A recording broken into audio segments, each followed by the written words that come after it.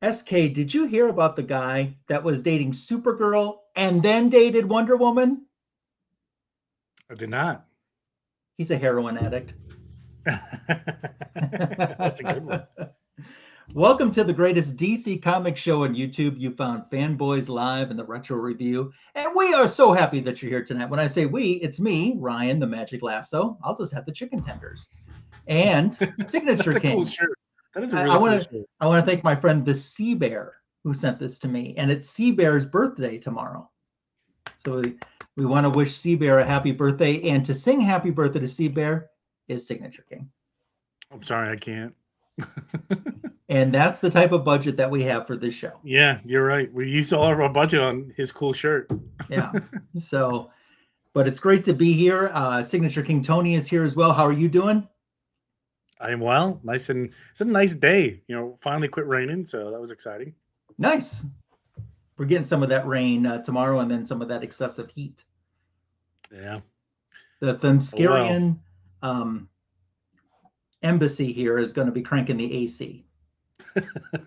So good to know. Yeah, just what I'm saying. So, you know, usually we chit chat a little bit longer, but I'm going to involve our special guest into our chit chat right now. We had her last week as a special guest, like a great boomerang. She is back to be with us again. She made quite an impression on some of my friends that watch the show but don't do comments in it. And they said, I like that lady fantastic. And I said, I do too. Oh, la, la, la, la. Like Supergirl, I show up at the right damn time. Great to see in you. that light. Happy birthday to Sea Bear. A happy birthday to Sea Bear. A happy birthday to Sea Bear. Happy birthday to you. I love it. And I'm sure Sea Bear loves it too. As a matter of fact, Lady Fantastic, you live not that far from the Sea Bear. So maybe we could just get an in-person. Holla at me, Sea Bear. Holla at me, boy. That's right. So usually at this point I say Signature King, and this week I'm saying Signature King and Lady Fantastic. Did you do any comic book hunting in the last week? Did you do any browsing, purchasing? You got a cat? Yeah, not worth it though. Trying to send it back, they won't take. It's no refunds. So I'm kind of pissed. I sent in some complaints already. I called it. You know when the best day to get a cat is? Catterday. And you know when the best time to get a cat is? Oh, right meow. Yes. Meow. He has been hanging around me so long. He gets it. She got scared. She got scared. She was like, right meow. Right meow. Right meow. I'm just kidding. Right the F meow. Yeah. So any of you two do any shopping? I just got my regular pickups. You know, I don't think there's anything crazy in it. Honestly, I don't remember. They've already been scanned into CLZ, bag boarded, and put away. But normally at least keep one out. I don't know why I did that. That's certain things have been coming to me, but I ain't been going to it. Oh, okay. Do you know what I mean? I'm picking up what you're throwing down. I think I'd just be manifesting it and it just be showing up on my porch. You know? Did you know that Anna Taz is a Tana backwards? I do now. Yeah, I can show you a few, but they're nothing like fancy pants. Just a little dash of filler here and a ew, I want it there, but nothing again, like I say, that sounded weird. So nothing crazy. Okay. All right. Okay, here we go. I got so I already had this. Look, I had Daddy. All right. I had Daddy. And I like Daddy. I like Daddy. Yeah, but I had to get Baby. So now I got Daddy and Baby. And they look so good. I look at them in Asgard and I go, and I like flip my shirt up and they go, You have offended the gods, and I giggle and run off. You know what that's called? No. Orgasm. You know too much. You know too much. Okay. Avengers Children's Crusade 6 of 9. Just a fun mini and quite lovely in my opinion, but you know, opinions are like a-holes. They all stink. And this is another one. I'm pretty sure this is the last one of the issue. Toxic Avenger number 10. He sells out, y'all. Yeah. And you know, die yuppie scum, which is what I yell that into the mirror at myself every morning, and I keep getting prettier. I don't. Are you a big Toxic Avenger fan? When I was a young girl, I very much liked Toxie. He was an underdog that I very much identified with, and so I was rooting him on, like, you know, from the bleachers. Like I didn't get to meet him up close and personal, but I always like saw something in Toxie, and I was like, man, I see a part of myself in that guy, and like he's fucking solid. Sorry, excuse me. So one of us in this chat went to the Toxic Avenger cast reunion and got Toxic Avenger number 1 signed by every single person in the movie. Not the new one, the original. What is it, 1991? I don't remember. The first one. I met the original Toxie. Is their Trixie. Name? Does their name rhyme with Bolivia Filler? Bolivia Filler? I don't think so. Oh, okay. Sorry, I was just asking because I thought maybe someone whose name rhymes with Bolivia Filler could be being facetious, but I was wrong. Bolivia, I don't know who that is, but anyway, they're all really cool. Olivia Miller. Olivia Miller. I've never read or heard of the Toxic Avengers before, but I didn't know, was she being facetious or could she possibly be the person that met all them? And I was just kind of fishing. Sorry. Was it me? I was even it you? I don't know. But you said in the chat. Lloyd Kaufman was there as well, the original. So I met not only the director, the producers, but all the cast. Like, you're talking about yourself. I am talking about myself. You had me fooled so hard, Signature King. I didn't even know. If Lloyd's coughing so much, why don't someone give him a Sucrette? Maybe that's his wife's name is Wendy Lawson. I don't know. Okay. Yeah, so there's that. Okay, sorry, we're taking too long. I'm not. Black Panther, really fun one. Christopher Priest when he goes against I like to call him Liefeld's Abomination, but some call him Deadpool. He's fun. Okay. Liefeld's Ego. Sorry, extension of Ego. X-Men, Uncanny, Greg Land, Matt Fraction writing. Just give it to me. I need it. I'm gonna buy it. Just shush. Just shush. Very interesting storyline. Highly suggest everybody get into and read Midnight Suns Unlimited. This is issue number 9. This is Ghost Rider 1945, and it is intense and it involves the stage of World War II. So let's just read comics because they're for everybody, right? And that's all I have. Cool. I want to say hi to some folks that have popped into the live chat, and then we'll. That's my current. This is the coolest one I probably picked up. Oh, that's really cool, man. Cool. I give Summer you of Supergirl. Yeah, you got cred with me, Signature King. That gave you some cred, man.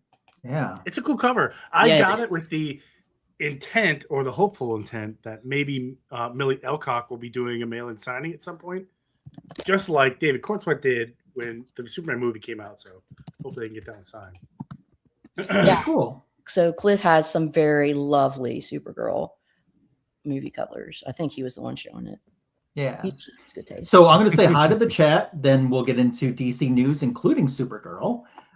If you're watching on the rewind, thank you so much for joining us. Unruly Simeon was the first one in, the unruliest of all the Simeons.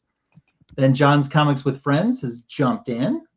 We say a big old muabunga to White Tiger Cool, Calm, Collected. Our dear friend Cliff on Comics is here. Great to see Cliff. John speaking the truth right there. Always.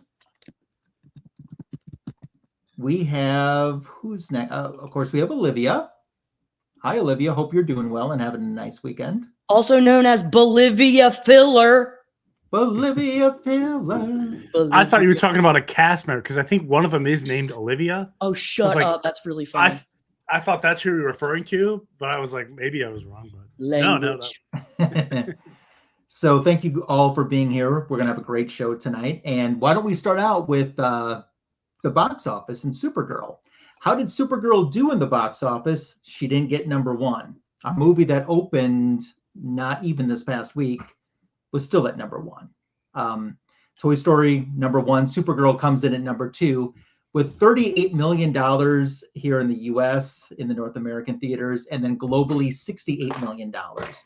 Now, this is going to be a little bit of a struggle because it's a $170 million price tag to film it. And traditionally, a movie loses over 50% from its first week into its second week. So it's going to be a little upward climb if they're able to recoup that money. I'll go see that shit. I never understood that. I mean, I get it. They got to spend some money to make a movie, and then we're trying to earn even more of that back. That part, I get it. It's a business, but like, who cares about the numbers, man? Like, I'm not saying on your part, but I mean, like, why does the news got to report that? Like, oh, it's only $58 million. Like, who cares? Can I give a response? Because I think that there is a thing. I think movies like The Court Jester was used to test the climate of the people, and it in a way informs really powerful, really terrible people what the people are willing to tolerate without rebelling and uniting and taking power from them. And I think what we are getting a sign of is that the world at large gives no fucks about the trauma of women.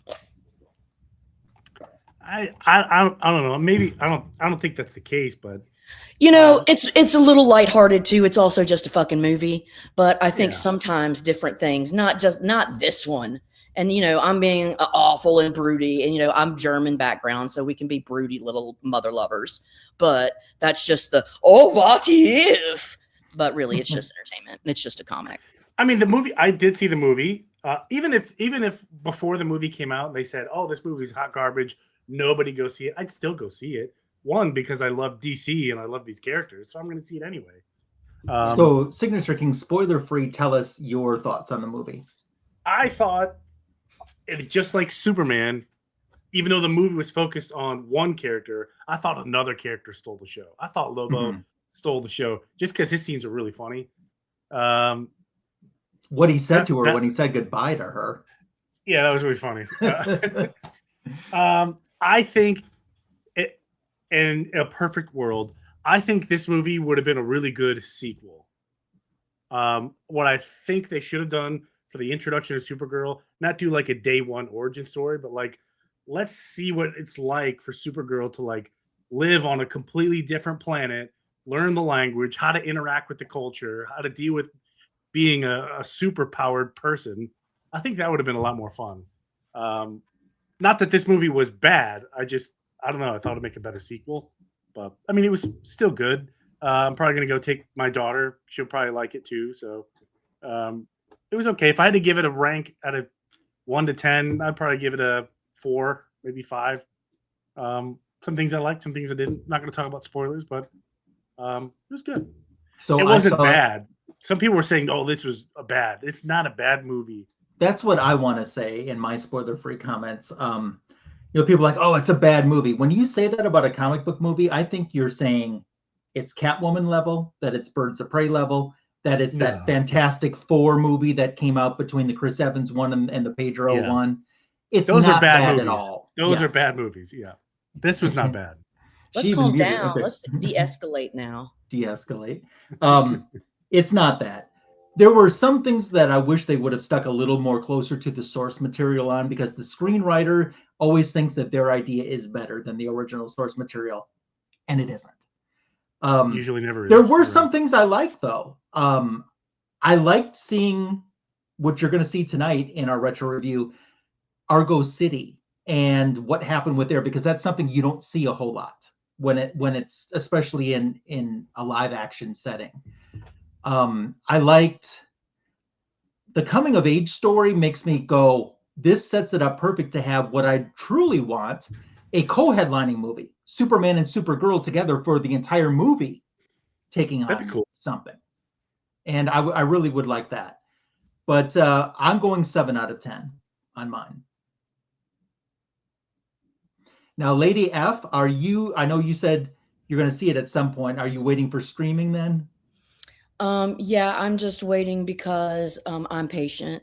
But it made my heart happy to hear you say 7 of 10. Yeah, 7 out of 10. Yeah. I mean, there's a couple things wrong with it, but what movie doesn't have a few things wrong with it? Well, I think if I'm going to trust anybody's input, it would be from someone who has lived and breathed the lore of Supergirl. And you are a very measured hand, kind sir. The kids that I went with thought it was funny when I said that this was just a movie about a girl who ate soup. Well, she was full of soup. Yeah, she did have soup in the movie. She did actually. Yeah. Yeah, your power comes from strange places. Yeah. So overall, that's kind of my spoiler-free review on it. I think everyone should give it a watch. So I think it is worth it to go see. Yeah. Definitely see it. Yeah, I'll watch it again at some point, I'm sure. I've noticed, like with Rotten Tomatoes, if they give a movie like a bad score, the audience really likes it. But if the audience gives it a bad score, Rotten Tomatoes really likes it. Yeah. They can never really meet in the middle. It's called reverse psychology, and you're just jerking people just to jerk them. Yeah. One thing that I think people are probably going to enjoy, at least by the initial excitement, is Absolute Batman animated has been announced. I saw. Yes. Very Thoughts on that? I think it's a good idea. To a point. I know we all really love the Absolute series. Getting an Absolute animated universe does sound really cool. We'll wait to see some of the casting, the voice acting. I think is going to be really cool. Who knows? Maybe we'll get some bangers in there. But I don't want the market to just get flooded with Absolute Batman or Superman or Wonder Woman, everything. It's good. I just want to maybe not have it everywhere, because that's how you get diluted and you get burnt out. Maybe wait a little bit, but I'm sure this is still like 3 years off, because those things take time. But we're getting a Joker-centric anime titled Joker Laugh Riot, and then we're getting a standalone kids series focused on Krypto. Very cool. Can I give my 2 cents? Yes, you can. Because we need to look back, and we should not forget that HBO, or maybe it was cinema, I can't remember, but Spawn, okay, the cartoon Spawn. Yep. It was very elegantly done, more elegantly done than the comic most, like, let's just be real. And this Absolute Batman, man, it's good, right? It's good. And so if they can just put some intention and throw together like some really talented and like see who the characters are. And now that they got the people that created the source material up on making the little pictures, I think it's just going to be a more honest measure or marriage or translation. And because you are not restricted by reality, God, they could go in some really, really fun places. And I want to be like optimistic and try and be like a cheerleader, because like, why should I be a dick? There's enough in the world. And like the potential there, I like. Me too. What materializes? No clue, no power. Just watch. Olivia, I'm right with you. I've been waiting. I was so excited years ago when that was said. And then you and I are the only ones who remember that, I swear. Paradise Lost. I remember. No, it's not even that. In animated, they even said a cartoon. But outside of Paradise Lost. So I'm excited for Paradise Lost, and we are quickly coming across our 10th year anniversary of the Wonder Woman Paradise Lost announcement. Yeah. And what's funny is James Gunn keeps talking about it like it's gonna happen. So Yep. So guess what's for sale? Because you know everything is Your for absolute sale Batman somewhere. collection. Yeah, you're absolutely right about that because those have skyrocketed. But anyone recognize this home? No, is it yours? I wish. That Is is it Bruce Stately Wayne's? Wayne Manor from the Batman 66 television show, and that's how very it cool. looked. The exterior for Stately Wayne Manor. This is how it looks right now, and it's for sale. How much? $2? 32 million. That's it? Yeah. Oh, it's nothing. We all chip in. Everybody in the chat, you know, everybody. That could be pass the hat around. Fanboys Cottage. You know, I heard when Elon Musk farts, he accidentally acquires properties. Oh my gosh. So Crazy. he may fart and like it'll just be his, and we wouldn't even. It's the way it works. Yeah. Is it a company that's selling it, or is it privately, like from? It's privately owned, but okay. you know, I mean, They probably have an estate to manage that kind of thing, though, for them or something like that. They should buy it and turn it into an orphanage, huh? There you go. That seems really intuitive. I mean, if I buy that thing, I expect a bat pole or two. A bat bowl? Bat pole. Oh, bat pole. Yeah. All right. I'm and down. A Shakespeare bust. Yeah, that'll be good. And you're probably going to need some butlers. Just yeah. Good 32 million. It better come with a butler. Yeah, it You should. You think? While we're talking the Batman family, this is very cool. At least I thought. See what you guys think. Nightwing 87 is going to be coming out as the Wingspan edition. Now you might say, what the heck is the Wingspan edition? Yeah. So originally when this came out, it was all one panel, but you had to keep flipping the pages to get the gist of it. They're going to re-release this comic size, but hardcover, and it's going to be like an accordion that you can spread out. And when it's completely out, it's going to be over 13 feet long. I love it. I remember this. I remember that issue. I think I have it. Yes. So this will be coming out. Let's see if we got the date for you. November 25th, retailing at $44.99. That's pretty cool. But you could get 32 pages for $4.99. I don't know. Why do they got to make it? Because you know what? I'll just get the regular one. I will rip out the pages and then I'll just make your own together. You're going to make your own. I can make my wingspan. I can fly. I believe I can fly. Magic lasso. If you believe a Lady F can fly. I don't need their wingspans when I got one. Psh, give me a Red Bull and watch look at the magic I make with my own. Yeah. SK, you have any more news? No, it's all geared for the Supergirl movie. I mean, nothing we haven't really heard of before. We're getting pretty close to San Diego Comic-Con. So which they're saving, I'm sure, a lot of news announcements. I'm sure a lot of it's going to be saving for that. But right now, you know, Supergirl's still red hot. So all the news is geared around the movie, the actors, all that stuff. So it's been a pretty quiet day. I thought she fell down for a second. I did too. I was really concerned. I thought she fell down. One thing I'll just remind folks coming out on Wednesday. I mean, we talked about this a long time ago when it was first announced, but it's actually going to hit stores on Wednesday. The George Perez New Teen Titans Artist Edition is coming out on Wednesday. Very cool. So, yeah. So tonight on our retro review, last week we did the first 4 issues of Supergirl Woman of Tomorrow. And this week we pick up with the second half. And that starts us out with issue number 5. And our special guest, Lady Fantastic, is going to come back and kick off JK issue for us. I thought for a minute, I was like, I quit. Perfect time. Yeah, I had a good talk with myself. Oh, just real quick, can we show this big screen? Will you big screen me? Yeah, I will. Okay. I just want to show this. Man, they should have Ooh, I remember that. Yeah, y'all remember that? Mm-hmm. Anyways, all right. Good talk. Cool. All right. So just tell me, and I think I'm just going to, I want to do the voices, but I'm going to read it. Cool. Yeah. Okay.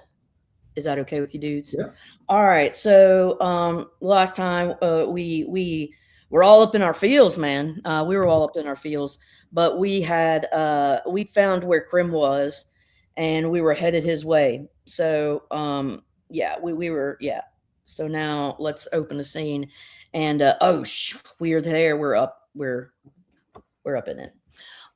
So let's start with Ruthye. It looks like Ruthye, but I don't know. I watched Tom King, and he was like, "It's Ruthye technically," and I'm like, "Okay, fine." They called her Ruthye in the movie. Yeah, I was gonna say it was Ruthye in the movie. It's the most intuitive, and that's the way I say it. But he was like Ruthye, and then sometimes it's like, do you think these guys are just contrarians, like just to say shit? But anyways, I don't care. All right, Ruthye. Either one. Yeah. So let's go. I had not seen the criminal Krem of the Yellow Hills since he had cracked me with his heel as he cowered his way onto Supergirl's rocket. And now, after many months of waiting and many galaxies traveled, here he was again, ringed by the desecrated bodies of the blameless and the innocent. As we drew nearer, that day a bile rose in my throat that I had never experienced before. Its bitter burn has haunted me from that time to this. It was the taste of the void, of going through each day, knowing in the depths of your heart and soul that this day, this moment, requires the company of your Father. And knowing in the depths of your heart and soul that you will have to go through this day, this moment, as you now always will, you shall be alone. However, my time in Krem's presence was brief, for just as he was in reach, he threw his Mordru globe. What? Not many people have had the privilege of encountering a genuine Mordru globe. They are of an odd and rare vintage. Since my own brush with the fiendish thing, I have done quite a heap of research into their origin and general use. It's magic! I can't! Supergirl. Ruthye. Broadly speaking, for in the practices of magic, rules slip through your fingers as often as the devil slips over your tongue. And they can only be acquired through a prodigious amount of death.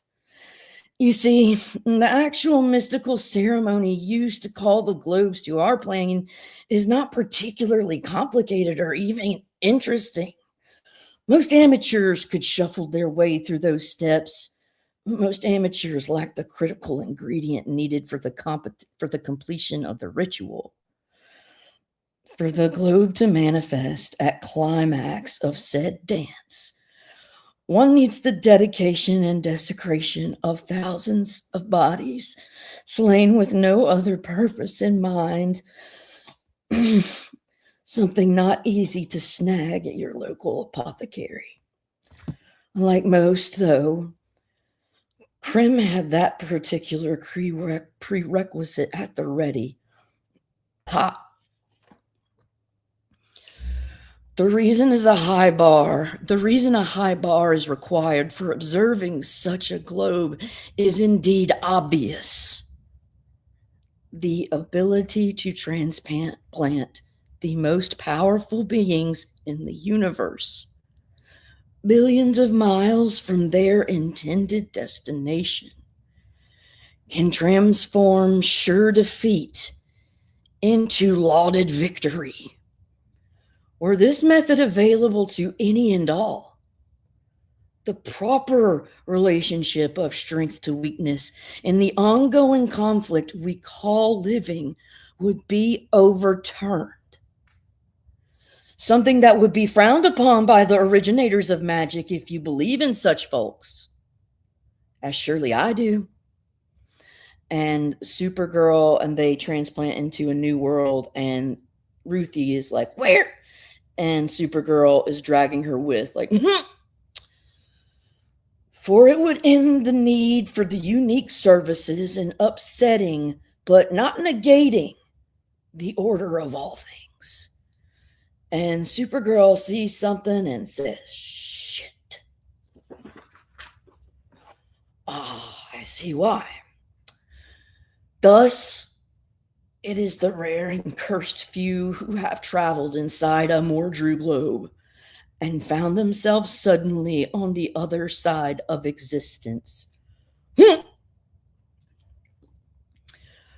Supergirl, Ruth, you have to move. I'm going to move. I can't. I'm going to go quickly.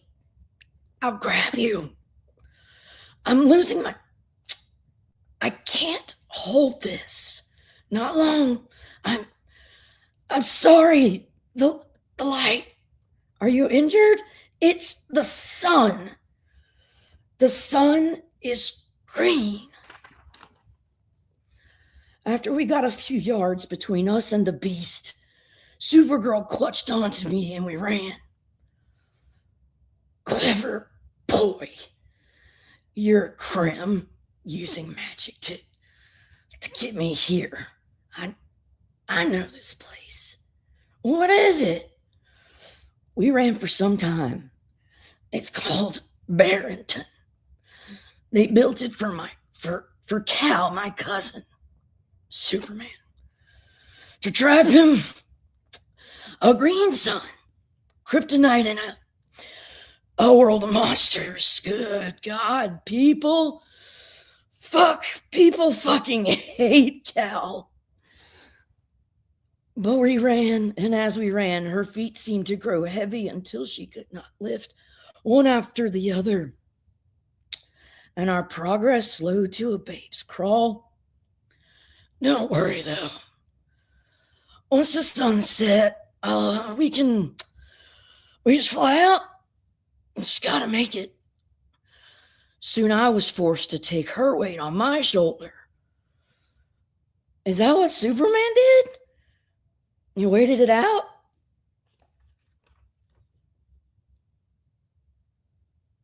"45 minutes? That's what he said. And we've got 10 hours. So it's 45 minutes. 10 hours. It's just like a little more. Fuck. Hey, that's good. You used that just right. I'm proud of you. But don't tell Kal I taught that to you. He'd be judgy. Sometimes I see why people fucking hate him.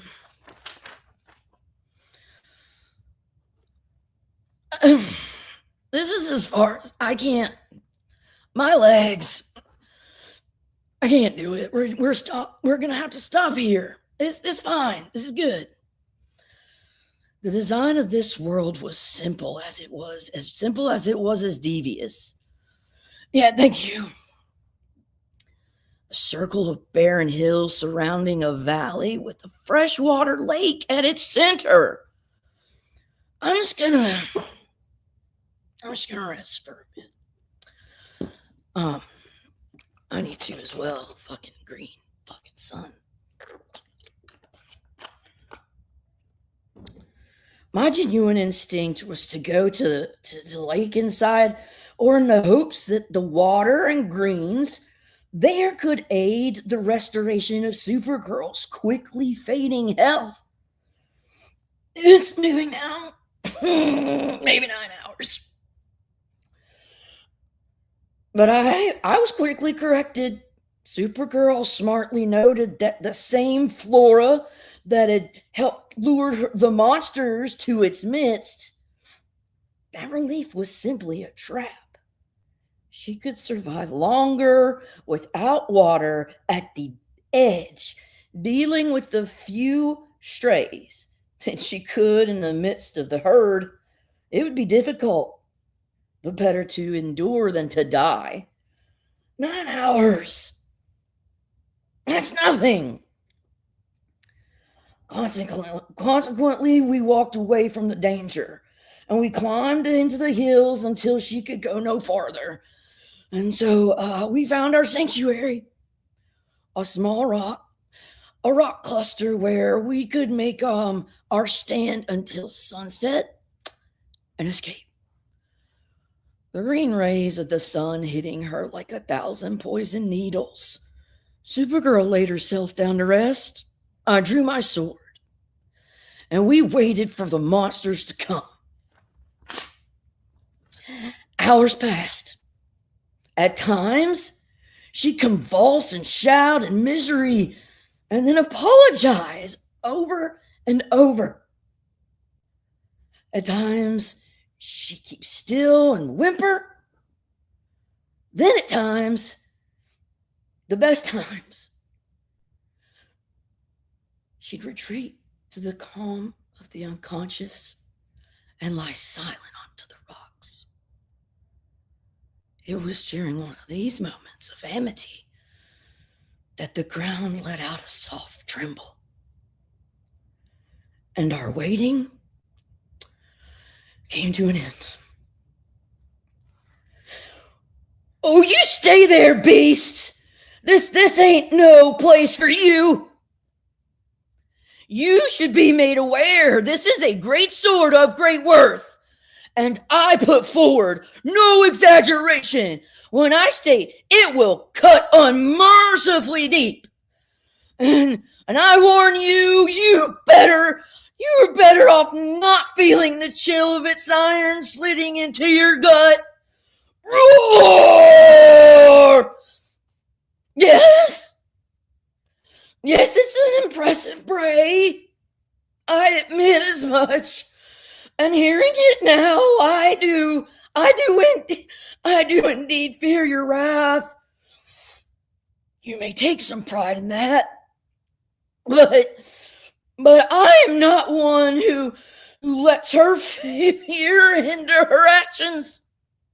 Indeed, if anything, my resolve is doubled into knowing that I have broached your attempt and broken it. You cannot petrify me. And I have heartily withstood it. And I will take some pride in that. Oh! I cannot rightly claim that the beast had any speed or intelligence. Which is to say, I'm not writing in order to arrogantly portray myself as a conquering hero, worthy of a triumph, though as in the town center. As if I were the reincarnation of poor Bess of the Aberdeens returning from the War of Walls. Still, I do say, I was no seasoned warrior. On the rock farm, I'd slaughtered many pigs. But as it is so often said, one can only learn so much from slaughtering of ornery pigs. Oh, and the monster? Despite his obvious weaknesses, it was ferocious and determined.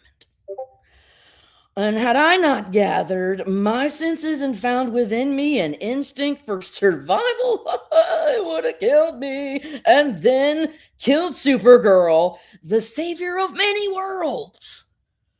So please forgive me a bit of a brag in describing its downfall at my hands.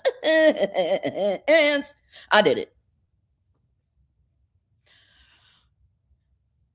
It's done. You hear? You don't worry any. Not so far to go now. That whole time, I was fortunate in finding myself in an allurement not designed for my people, and so had more pep in me than the suffering Supergirl. Still, My first fight and kill on alien land mightily strained even my natural resources, and I too fell victim to the hard push of an islet. And so I rested for a time. Supergirl. Go! Supergirl! No! Oh, wait, hold on. No! I lunged for my sword as the colossal brutes swooped down upon us, their unholy beaks clapping up and down as they threatened to consume us where we laid. Please! To my horror, I could not get a good hold of the weapon, for its grip had become greased with the gore of my previous battle, and my fingers slipped along the now silky goatskin covering. Go! Pew! It was a touch ignorant then, I admit. My experiences, my experiences with blood and blades yet to blossom. Hey, that's a fucking bird. No, is it a plane? Fuck it, it's Supergirl. It was thankfully quiet for a while after that, at least in terms of Beech trying to rip the teeth through our flesh. I passed the time nursing Supergirl, who slept unsoundly, agony racking her body, shaking her dreams.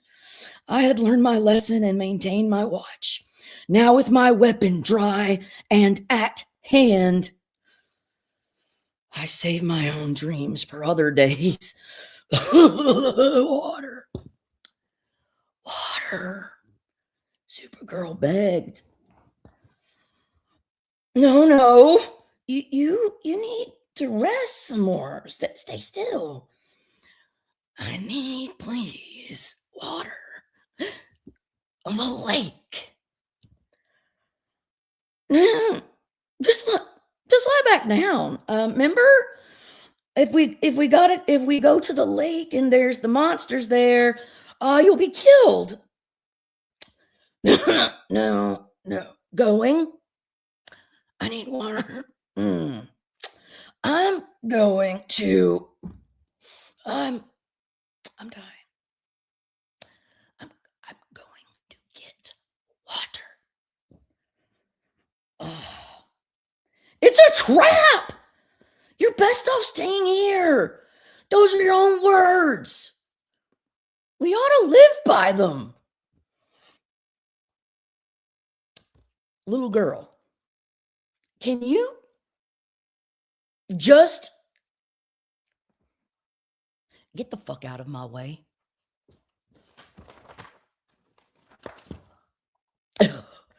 No, I'm sorry, but I do not believe I will.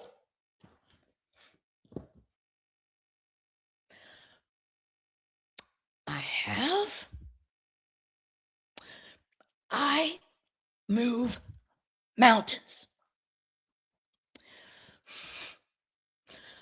I'll move you. Oh, yeah. I know it. But as moving me and hiking onto that dangerous water will cost you your life, I see no reason why it should not also cost mine.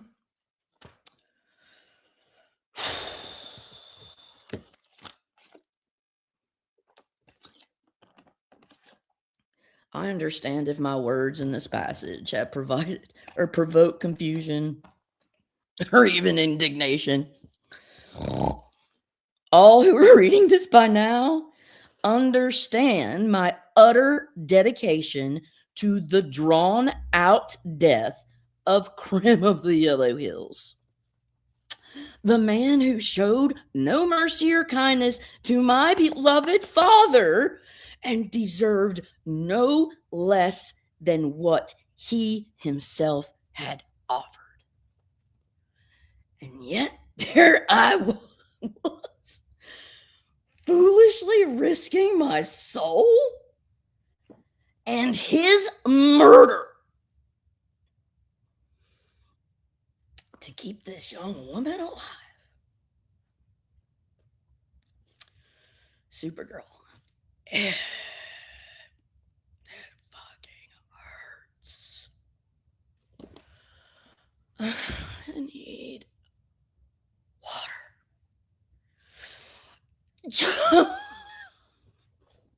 In truth, I have no good explanation. Your confusion and indignation are as justified as any other fine emotion that'll grab you good and hook you in hard. I was young, I was harebrained, and I did what I did. And so you may rightly rage. That it was successful, it is no excuse at all. Fuck! Time passed. My dear companion grew weaker and more pained. Do you see it? I do not wish to write any more about that, for it fills me with grief to relive the hours of anguish Supergirl then suffered. That sun, it's gonna dip any second. And then no more cream, okay? You'll start to feel better. It's all gonna be all right. You'll be good. And you'll just get up, and we're just gonna fly off. We're gonna get back in that good hunt.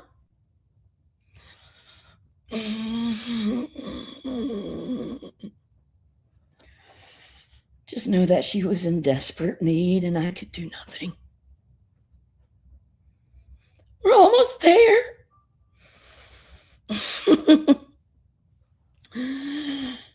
And then let us proceed to the end of it, okay? Almost. No.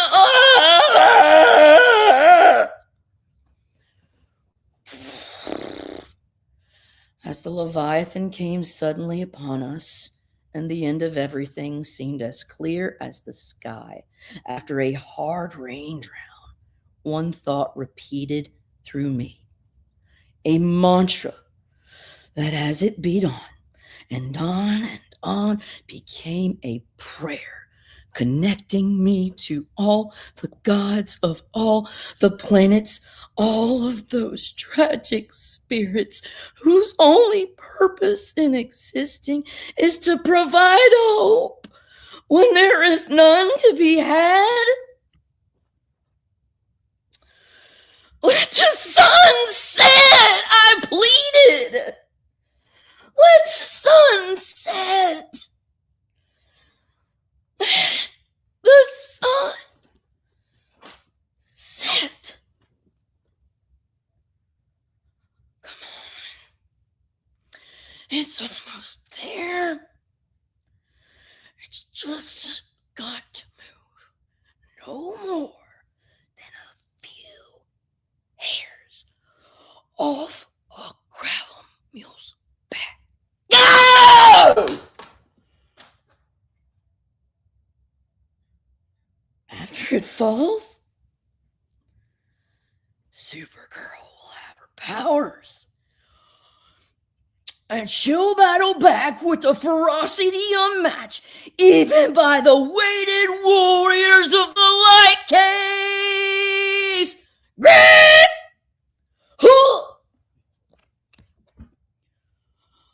A few slips in the sky more, that's all we need. That's all I ask for. Let the sun set. But though surely I send my words to the ends of the cosmos where the stars fade into poems and those of the great beyond stare down at our comings and our goings. they fell on deaf ears.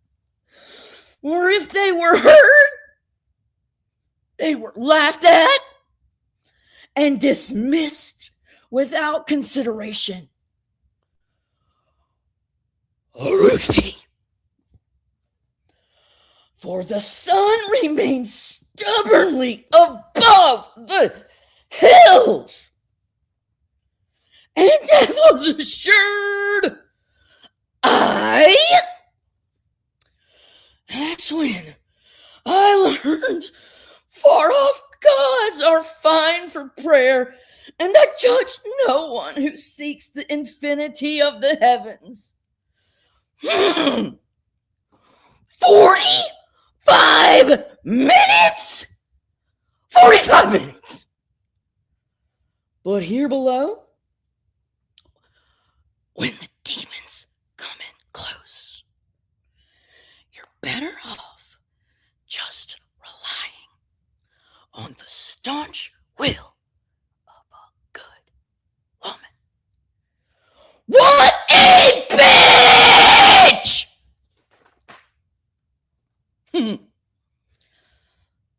Later, that bull-headed green star finally conceded to the horizon. Oh! And Supergirl's strength returned. We had made it through the day and into the night. Which, I suppose, is all anyone ever does. Nevertheless, I remain grateful to have once again completed a trip. Such a barbarous journey. All right, done. Okay. I want to say hi to a couple of people who jumped in during the review. I want to say hi to Tony NY Jr. Sorry for screaming. You know, I'll get all up in it and think I'm a fucking actress. I'm not. I want to say hi to Alan, who stopped in as well. He likes the sound effects that you provided. Sorry. And you're welcome. Turn it down. Okay.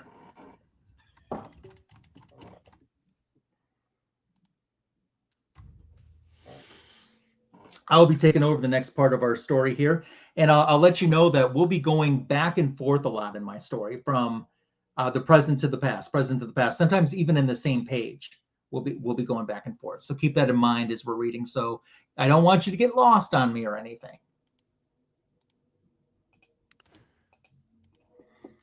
Okay. So here we have a great cover that even shows us Comet. So as we get started with the story, I like Comet a lot. He's very pretty. Oh, that's cool. He's a pretty horse and he's a pretty man. Yes. Completely missing from the movie too. No beefcake? Nope. I need to objectify more men, damn it. On this planet, is it Irasaan? Yeah, I'm not sure. Okay. So this is where Krem and the Brigands tournament are actually torturing the locals there. So, you know, they're up to absolutely no good. But Ruthye, who's narrating the story to us, is telling how she and Supergirl are headed there. And as they are, Supergirl is telling her the story of Krypton's destruction. So very quickly in this story, as we keep jumping back and forth from one to the other, Supergirl has landed on the planet. You can go to the next page. And she has found Krem. And battle ensues. Yeah, you can keep going, Tony. Oh, okay. Yep. So Krem threatens with another Mordru orb. And he throws it, and that takes us to our splash page, which is a flashback to Kara. You know, how Ruthye is saying, why, why, Takara, why are you telling me the story of how you came be? Why now? Why me? And she said, well, the last time I fight Krem, it nearly killed me, and I almost didn't survive. And this time, I don't know if I'm going to survive. So I want to document this, and someone ought to know exactly what happened. Just scroll up just a touch, Tony, just a touch. There, perfect. And we're back to present day right now. And the orb has been thrown. And he says, no matter how super you are, no matter woman can outrun a Mordru globe. And she says, well, no man or woman, yeah, I bleep and get it. That's why I got, and we go on to the next page, Comet. And she jumps on her super horse Comet, and she says, we need to go to the end of the universe and a little bit further. You need to be as fast as your feet will take you. And they head off. So there we have a big 2-page splash right there. That's a good one. I like that. Yeah, that is a great 2-page splash. Supergirl encouraging Comet. They have to try to outrun this thing. It's their only chance of survival. She thinks about how Krypton had held thousands of generations safe in its bosom. So once again, we're flipping back to the past and telling the story.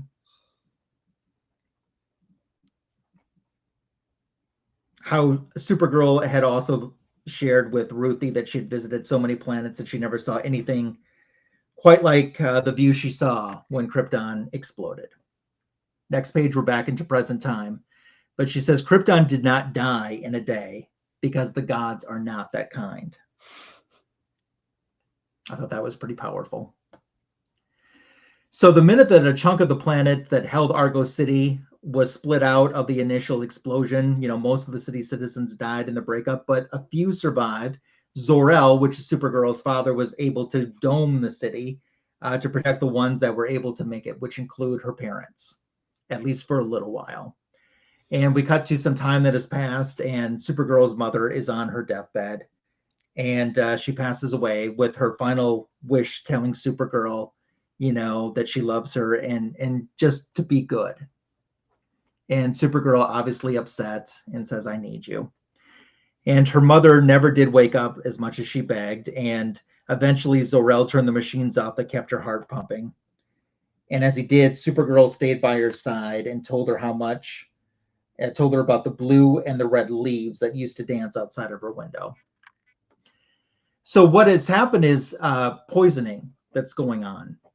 You can go to the next page. Poisoning that's going on. And the citizens of Argo City realize that the exposure to the rocks that's on the ground is poisoning them. But they have a little bit of protection from them to be able to put a makeshift between them and the contamination. So people were dying, and their plot was, let's essentially build a floor covering this thing, a lead floor. So on the next page, we cut between between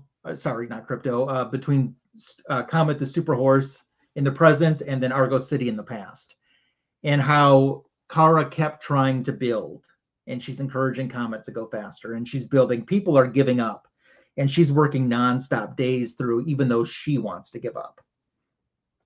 And next page, Comet is racing through, still with that orb traveling after them. It's pretty close to them, as a matter of fact. And they keep going. So eventually what happens is the citizens of Argo City are protected, at least for a short time. And what happens is a storm comes, and bits of the meteorite, like the size of bullets, start to chip away at the shielding, and then the radiation is returning. And they know that they're just absolutely doomed. They don't have any more resources to redo this. And she goes to her father. You can go to the next page. She goes to her father and asks, is there hope? And he says, there is always hope for you. And they could not rebuild the shield. They didn't have the resources. The radiation would come, and everyone in Argo City who had survived the first wave is going to die in the second wave. However, during this time before the cancer claimed him, Zor-El thought he could replace what was left of the lead and build a rocket. But the rocket's only going to be big enough to hold one person. And that, he says, it will carry you. We will die. Of course, it's against her protest, that she's going to live while they die. And in the present day, she's still recalling to Ruthye, in Ruthie's memories, why me, she asked. And he says, you are my little girl, he said, and I will save you. No, she said. What have I seen? How can I still be a little girl? With what I've seen, how can I still be a little girl? He says, tomorrow will come soon enough. And I shall pass, and this place will pass, and the stars will fall, and suns will rise. And you will be a woman looking back on the many decades of your life, the terrors and the triumphs. And perhaps you will think of your father then, and perhaps you will remember what has happened, whatever pain you have ever endured. And as we can see, that Comet in the present, as she's sharing this, has gone even beyond where the Big Bang has reached. So he has hit the mission that he needed to do. He needed to go to the end of the universe and a little farther. So as the Mordru orb follows it, it starts to fizzle out. And the powers of the magic can't reach them where the source has not. So Supergirl stops Comet and she says, we've gone far enough. I can take care of this now. We go back in time on the next page with Kara being put in the rocket. It's time. And he wishes her the best of luck. And he says, remember what your mother said. Be good. And she says, yes, Father. And all this time, she has carried this dead planet with her. Every day, as she makes her way back to Krem, who is shocked to see her and can't believe, that Ruthye and Comet and Supergirl are there. She's walking through the many valleys of death, and she feels the weight of the planet on her and has for all of this time. Every day she kept on walking. Supergirl and Comet return to capture Krem. And that's how the story ends. Because all he has is bow and arrows. And, that ain't going to be that much to a girl that just did what she did. Yeah. That's pretty cool. I know Streaky's pretty cool. Meow. Oh, that's 8. So, Mr. Tony, I want to say hi to Retro Toy Princess. How you doing? Hello. And Mr. Tony will take over our next chapter. This was a pretty fun read, this one. Because we get this big glimpse right here. This page kind of gives us a little sneak peek. It looks like a pirate ship in space. I thought it was pretty neat. I like the cover. I think this one's my favorite of all the covers. Sick, dude. The level of detail. I mean, every single one has an entire narrative. Yeah, this had to have taken a long time to draw. I mean, or not. Maybe they're super artists and this take them a couple hours. But it's mindfulness, though. This would take me a decade to draw. But Mobius did the same things. Just went to such intricate detail with all these spacecraft and otherworldly things, and it just makes my heart I just feel echoes of him when I look at this. Yeah, that's definitely a good cover. Here we start off with Supergirl in space. So we have what happened last time. She outran the Mobius cube. She captured. I always want to say his name is Krill, but it's not Krill. It's Krem. I don't know who Krill is. I need Krem filling on this donut. Yeah, right. And here Krem. We have Ruth with Comet, and they're picking these giant apples. And it's kind of a peaceful world. If you look down here, now there's a couple things happening in this photo, or in this page. So she's on her she's on her super horse, picking gigantic apples the size of a basketball with flying jellyfish, regular looking fish, and starfish above the water. That's a Tuesday. Not in the water. Yeah, right. Just a Tuesday. I had to stare at this page for a couple of times, what is everything? So it looks like coral above the water, which is pretty cool. And her and Comet are just kind of, I don't want to say enjoying their time together. Well, maybe they are, but they're just kind of hanging out and waiting for Supergirl's return. And eating these apples. Comet's getting a couple bites in. I think Comet deserves maybe a couple apples of his own. He did just run all the way out of existence. Give the man an apple. I can see that burning a calorie or two. You know, he raced out of space and time. Give him a sugar cube. You know what I'm saying? Yeah, at least let him go get a drink. But anyway, and here's Supergirl. Turns out she wasn't just aimlessly staring into space. It was this big, giant pirate ship-looking thing in space. And it's cool. It's got these little cannons and whatnot. Oh, this thing is cool. Oh, remember like Mario and the big like wooden ships that like Mario 3? Sorry. No, you're fine. But yeah, it looks like Supergirl's getting ready to fight this thing. We cut back down to this paradise planet, and they're eating this thing and they're having their fill. And you know, something's not really right with Ruth. She's kind of, I don't know, snappy. She just really wants to just take her sword out and just chop this dude's head off. They have him. He's trapped. He's tied to a tree very well. And she decides, you know what? I'm going to kill this dude right now. But Comet gets in the way, and she decides, okay, I'll listen to Comet. I won't kill this guy. Meanwhile, we cut back up to Supergirl, and sure enough, it's their big. I never had those. What race is the people? Starts with a B. Branigans. They what are the Brigands. The Brigands. Brigands. The Brigands. Yeah. So this is a brigand ship. So they immediately open fire. Well, we get a little bit of lore here about the Brigands. So one thing that they do is if one of them is captured, they are completely relentless on a rescue mission. So they're bringing in all the big guns, so to speak, on Supergirl. And Supergirl's, you know, making pretty good headway against them. She does take a couple of shots, and they do throw Supergirl off course.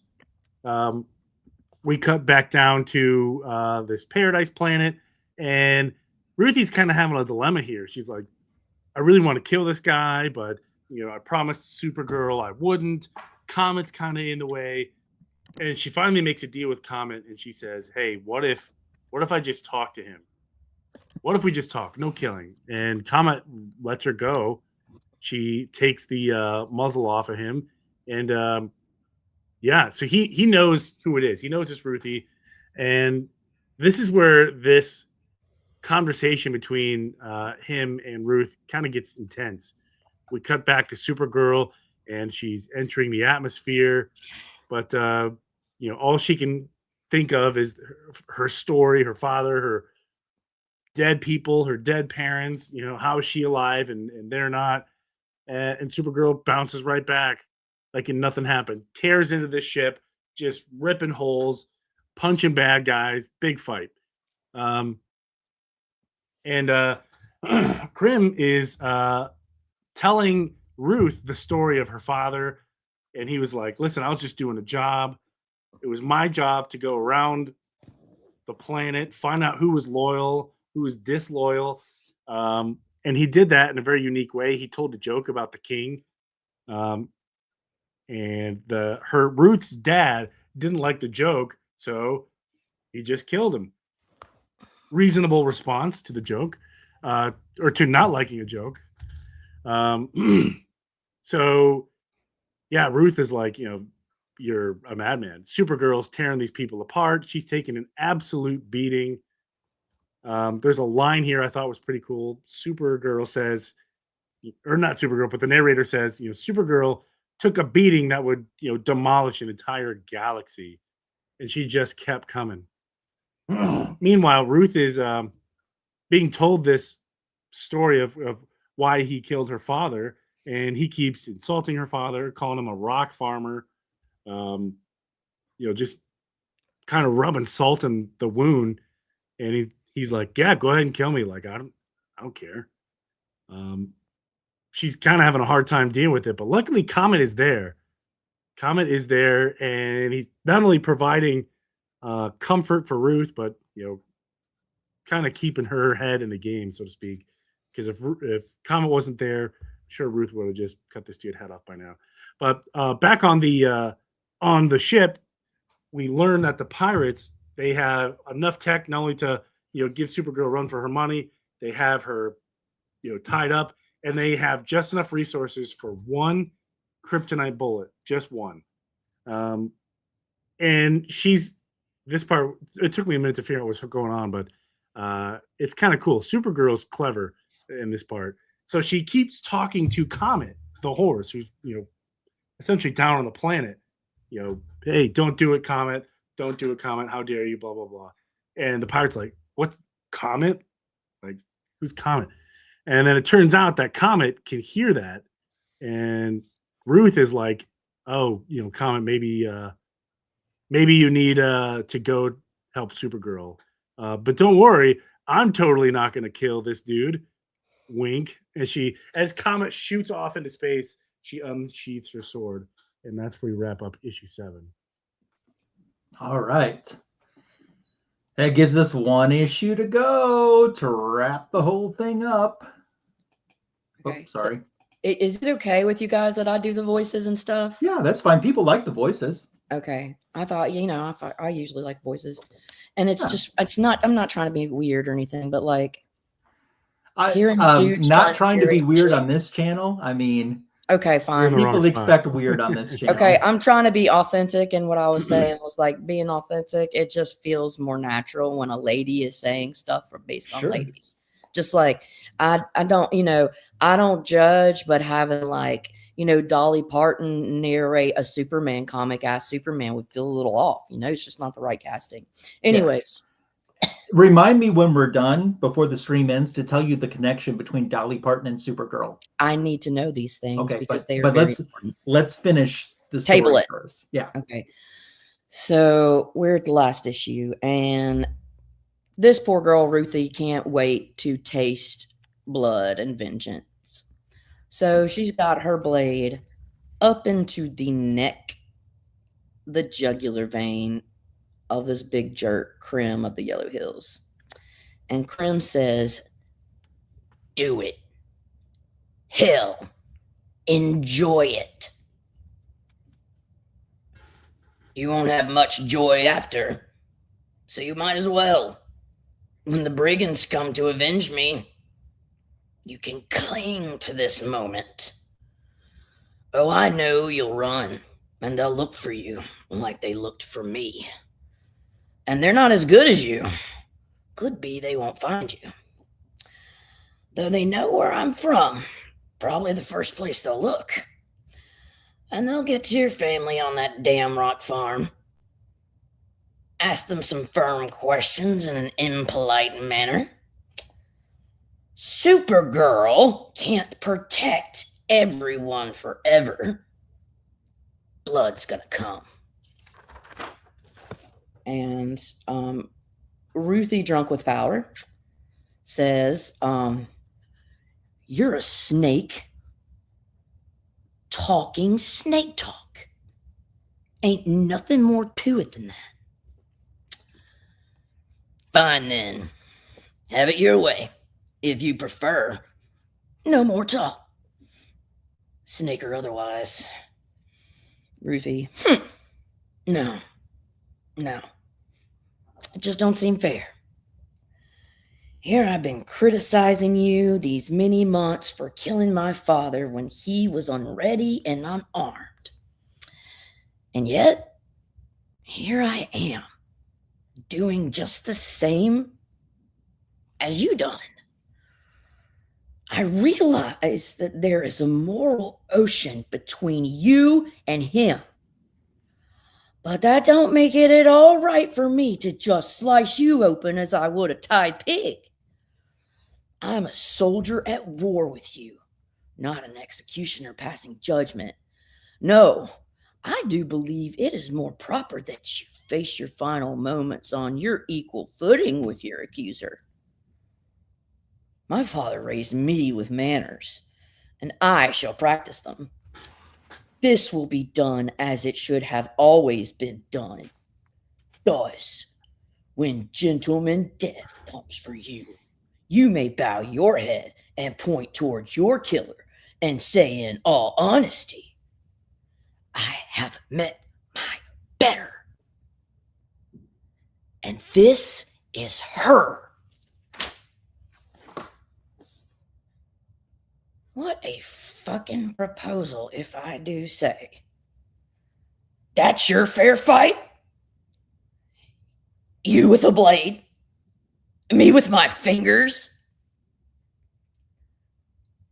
You're a man of many years in battle. A king's agent, trained in profound arts of combat and swordplay. And I'm a girl. Plain raised. Now,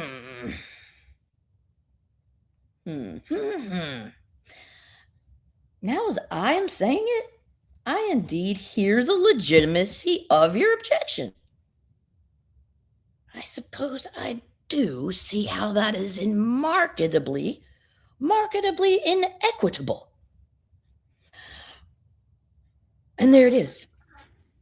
The weapon between each of us with equal access to death.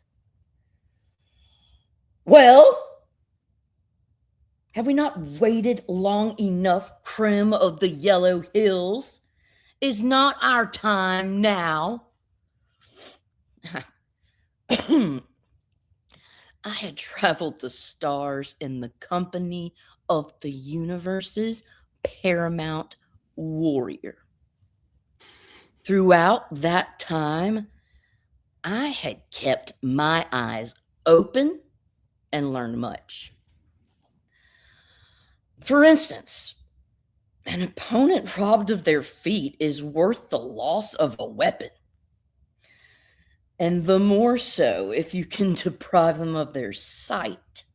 Ugh! Scrat fucking dropped a boot to his chin. Also, once a weakness has been exploited, do not hesitate to keep exploiting it until your opponent has come up with a proper defense.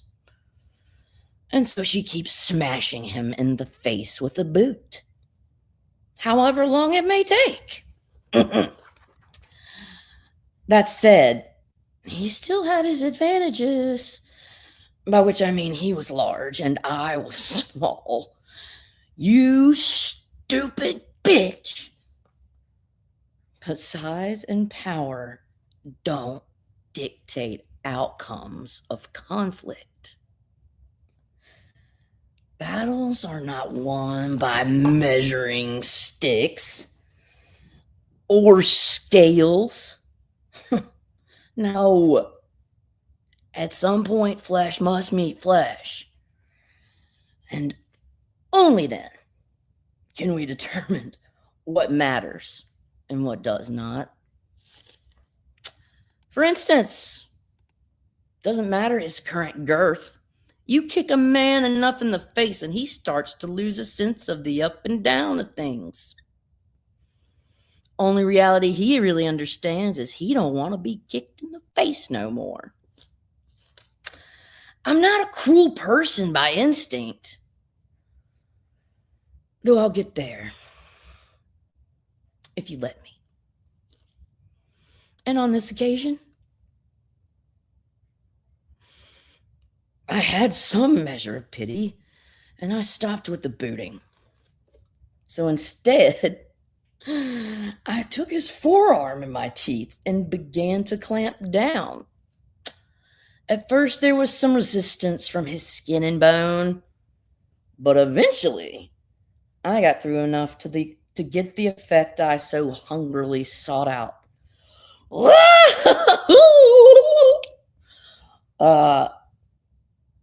And the sword was mine again.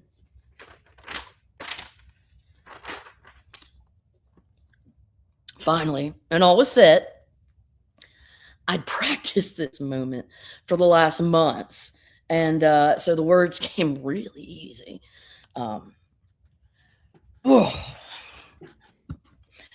When I was but little, my father took me on his knee. He explained that the world was rough and merciless. Then he explained to me in blunt words that despite the plentiful hardships, life was indeed worth the effort.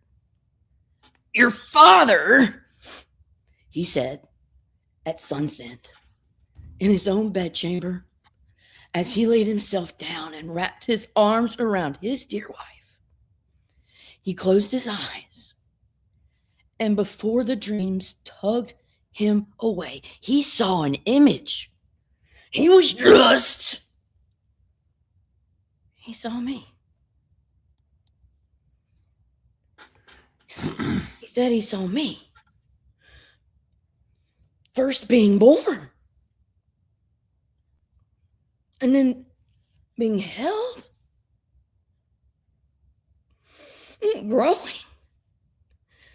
Growing tall and strong. Your father was just another man on a farm. And for him, that was enough. Hell, he'd say that was plenty. Nothing special about him.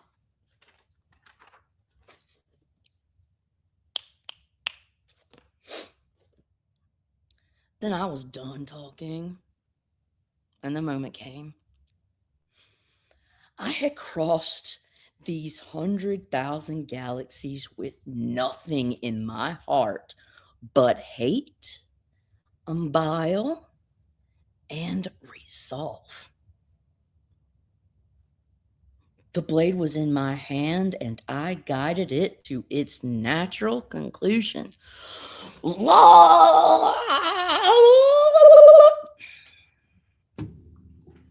But it did not complete the cut.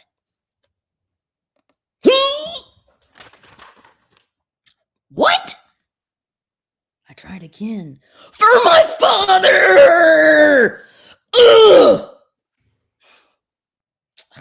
And again. My father, Krem of the Yellow Hills, killer of my darling. And again. Father! My father! And again, and again, and again, and again. Something? What's wrong with me? Why can't I kill you? Fuck. Supergirl enters. Oh, I don't know. Maybe you just need a little help. Who? That was Comet. He was a man. He was cursed. Cursed to be in the body of a horse. It's complicated. He didn't like to tell people about it. But he told me because he loved. It doesn't matter, right? It's just complicated. But I knew. But he saved. It's gonna be okay. The Brigands are in retreat now. They took a good beating and they fucking ran. And I'll follow them later, okay? But now I have to look, we're at the end, all right? Aren't we?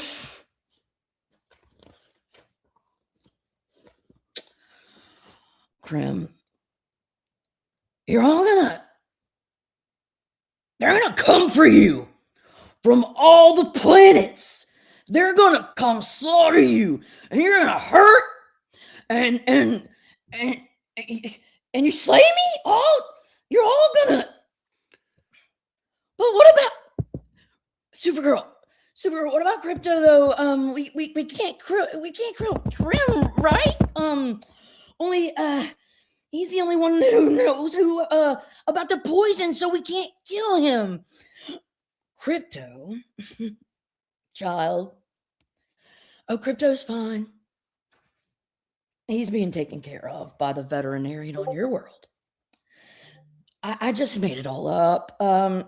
Just stuff needing to find Krem to save him and needing you to come with me because you knew what he looked like. You don't think I couldn't have solved all those problems myself, right? I'm Supergirl. Krem. Ew. There's just nothing. They're less than this. They're less than dirt. I'm a king's agent. And the brigands, they're going to come and we'll all... Supergirl? I don't understand. Kid, that's because you wouldn't listen to me. I could tell you were stubborn. I know stubborn well enough. You aren't going to learn that killing is wrong just by me saying it. You're going to waste the rest of your life chasing this shit, dreaming about this worthless asshole, like I would dream about Krypton. So I had to show you. I took you with me,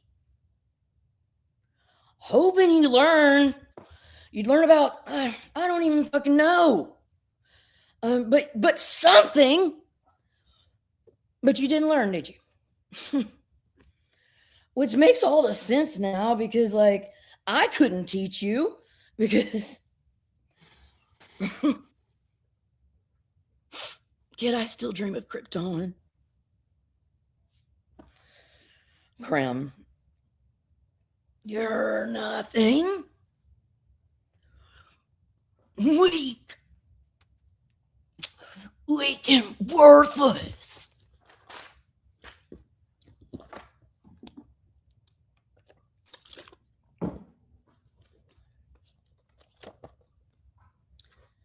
And there was the rub of it. She'd done all this to teach me good from bad. And in the process, she'd seen enough to lose herself. The months of witnessing the cruelty of all the things had worn her down to her true self. To the girl in the rocket, fleeing into the sky. You, boy, you've had your last words. You can't.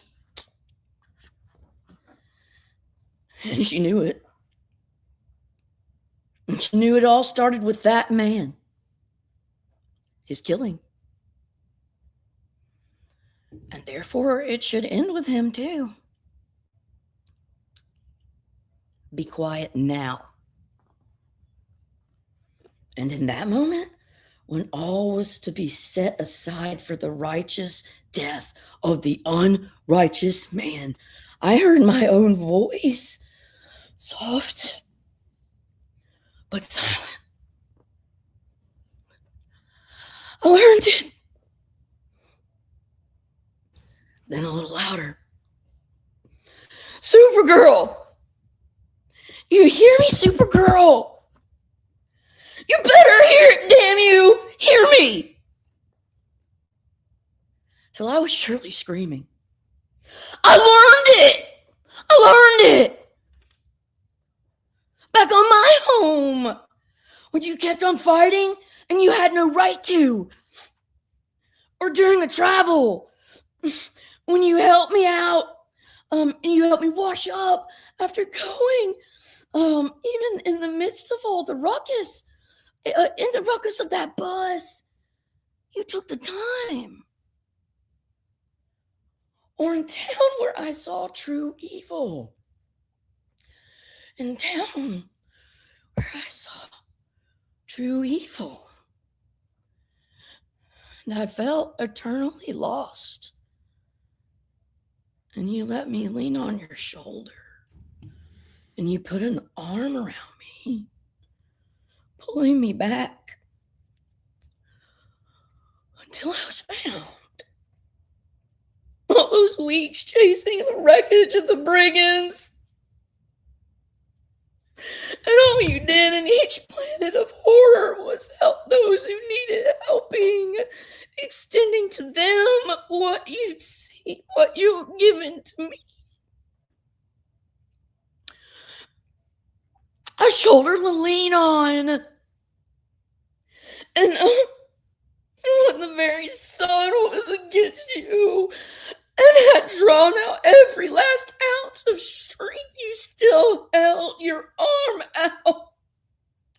You held it out to evil and you kept it at bay. I saw you outrun magic. Just whispering into the impossible. Like it had no control over you. None at all. And even now, with a ship of devils above me, I feel no fear. For I knew you were amongst them. And the devils would soon fade away. Truth of it is, when my blessed father passed, I felt good fortune afforded to the universe was now spent. If someone of his kindness and generosity could be put down with such senseless indifference, then all was chaos. And in that maelstrom of the absurd, I could be nothing but another dot of dust, flung this way and that. So I dedicated myself to the death of Krem of the Yellow Hills. Because if I must know that nothing matters, I saw no reason why that killer should remain ignorant of that essential truth. But watching you being at your side these many days, I can't help but think that Grace did not die with my father. That there is a mighty wheel. It still churns in the universe, moving us all forward. And it is each of our responsibility to pay respect to that fate. Worlds will live and worlds will die, and evil will carve its name into the innocent and good people. The good people will continue to do good acts, and they'll all suffer the same. And everywhere girls will be born with their eyes open to the hate ahead of them. And they will wonder if their voice will be heard above all the screams. And in that moment of doubt, they will learn, as I have learned, the legend of Supergirl, who lost everything and kept on walking. And then they will settle themselves, content in their power, knowing someone out there has survived the storm.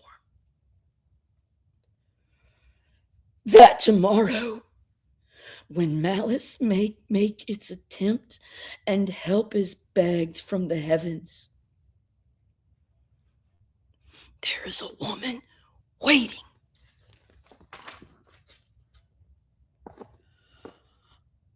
I too have the sword above him. I too had it above him. But I couldn't bring myself to do his wretchedness. For as you know, as I will know, whatever dreams that we may have, enough killing has been done. Come now, the hours move quickly. Let us away to find punishment for this man. a grapefruit horse in company with your pup.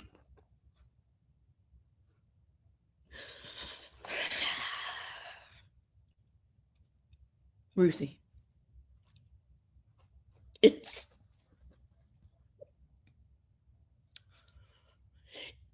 too big. Kid, we're too small.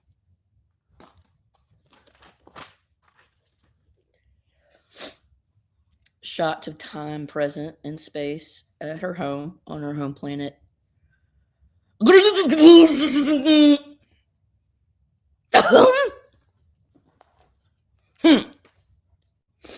Excuse me. No, wait. Excuse me. What? Stop it. You know what time it is? There ain't even sunlight yet. Can a woman rest? In my experience, dear, no. I do not believe she can ever rest. Where do you want to do it? There's a field not far from here. That'd be a proper place, I think. Where it started. Who's a good dog? Who's a good dog? Krypto's a good dog. You know as well as I do, there ain't no start or stop to these things. There's just room. That's all there is. All right. Supergirl says to Ruthye, I liked your book. Ruthye says, oh, that fictitious fiddle faddle. I'm sorry you had to waste your time on it. Don't know why I wrote the tome in the first place. Should have told what really happened if I had any guts. And, you know,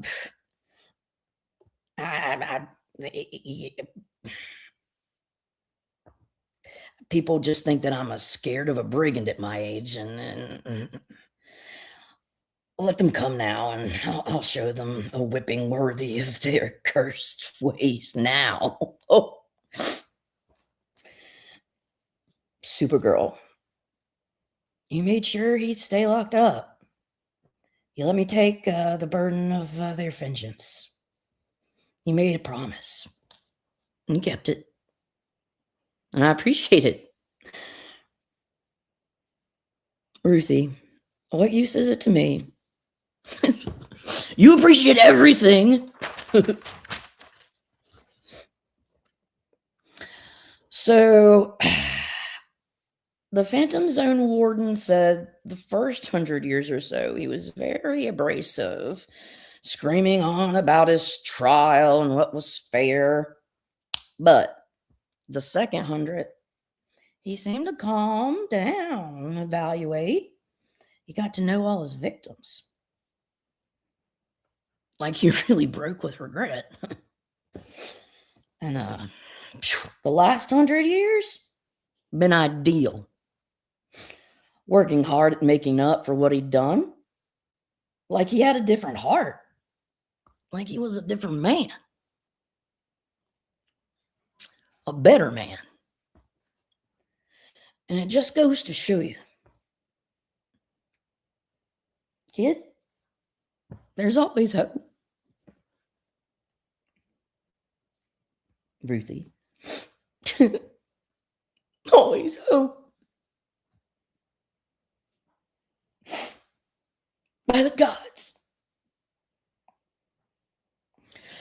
Maybe he has changed, girl. But you sure ain't. Krem.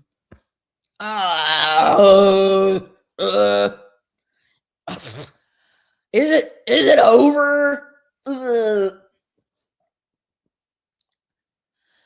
Krem of the Yellow Hills. You served your time. You worked on your soul. You're home. And you're free.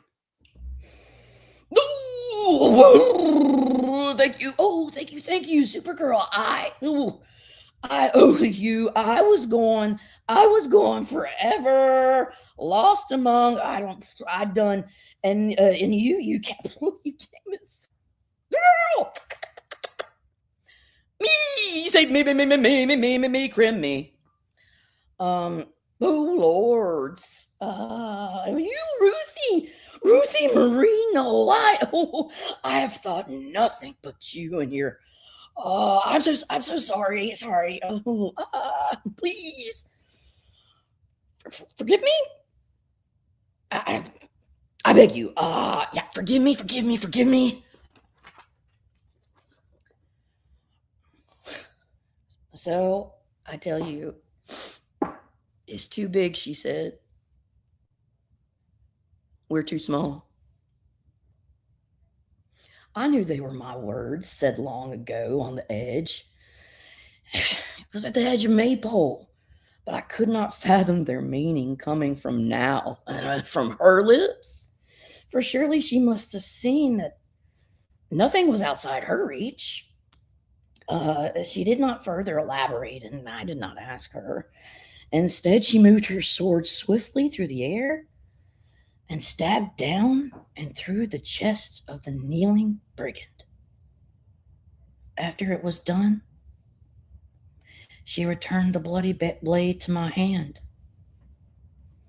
And that is where I shall end this story of Ruthye, Supergirl, and Krem of the Yellow Hills.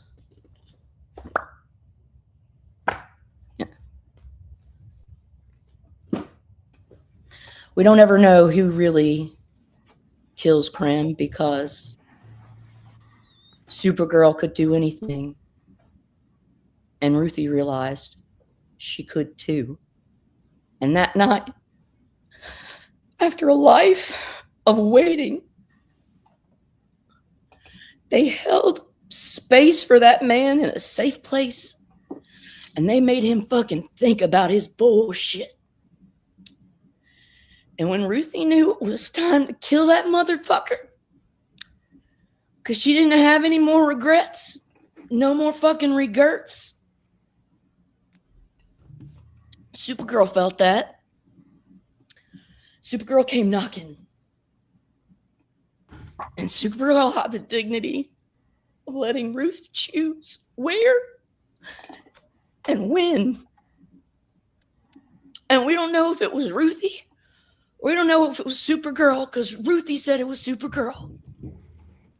But I think we see Ruthye do it because through Supergirl, Ruthye is super. Just as every girl is. Finn.